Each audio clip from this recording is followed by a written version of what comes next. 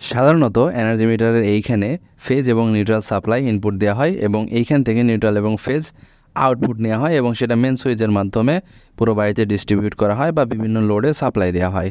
তো এখন কথা হচ্ছে, আমরা নর্মালি মেন সুইচে সাপ্লাই দিয়ে থাকি এইভাবে, ফেজটা নিয়ে গিয়ে মেন সুইচের দুইটা কাটআউটের সাথে শর্ট করে দিয়ে দেই এবং দুইটা কাটআউটের আউটপুট থেকে দুইটা ফেজ নিয়ে বিভিন্নভাবে কাজে লাগাই এবং নিউট্রাল নিয়ে গিয়ে মেন সুইচের বডির সাথে লাগিয়ে দেই এবং বডি থেকে আর্থিং লাগিয়ে রাখি এবং সেইখান থেকে নিউট্রাল নিয়ে সারা বাড়িতে ইউজ করি। তো এখানে একটা ভুল আমরা করে থাকি, ভুলটা একটু বলে দেই। তো আমরা ফেজ নিয়ে কি করি যে দুইটা কাটআউটের সাথে দিয়ে দেই।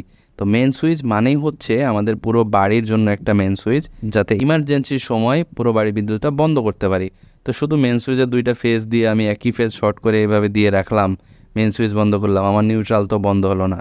নিয়ম হচ্ছে মেন সুইচ বন্ধ করলে যাতে নিউট্রাল ফেজ দুটাই বন্ধ হয়ে যায়। তো তার কারণে আমরা অবশ্যই একটা ফিউজের সাথে ফেজ এবং একটা ফিউজের সাথে নিউট্রাল দিয়ে রাখবো, যাতে মেন সুইচ বন্ধ করলে সাথে সাথে পুরো বাড়ির বিদ্যুৎটাই কাট হয়ে যায়।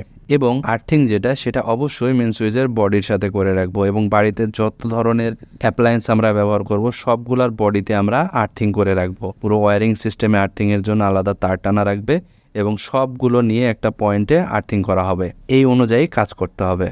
তো আপনি যদি আমার ভিডিওটি নতুন দেখে থাকেন, ফেসবুক থেকে দেখলে অবশ্যই পেজটা ফলো দিবেন এবং ইউটিউব থেকে দেখলে অবশ্যই চ্যানেলটা সাবস্ক্রাইব করে নেবেন। তো আশা করি ভিডিওটি আপনাদের জন্য হেল্পফুল হবে। যদি হেল্পফুল হয় তাহলে ভিডিওটিতে অবশ্যই লাইক করবেন। দেখা হবে পরবর্তী কোনো ভিডিওতে। ততক্ষণ পর্যন্ত ভালো থাকুন, সুস্থ থাকুন, ধন্যবাদ।